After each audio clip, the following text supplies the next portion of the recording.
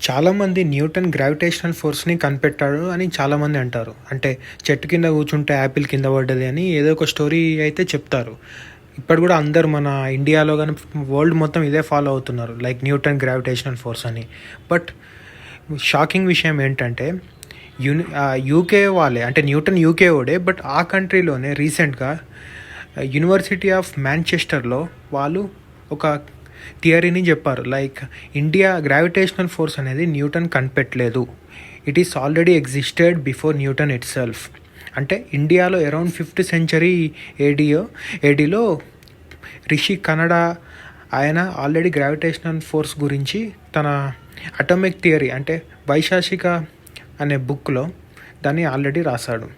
So దీన్ని బట్టి చూస్తే ఇండియాలో ఆల్రెడీ గ్రావిటేషనల్ ఫోర్స్ గురించి ఏన్షియంట్ ఇండియన్ సైంటిస్ట్ దీని గురించి చెప్పారు. బట్ బ్రిటిష్ హిస్టోరియన్స్ ఇండియాకు ఎప్పుడైతే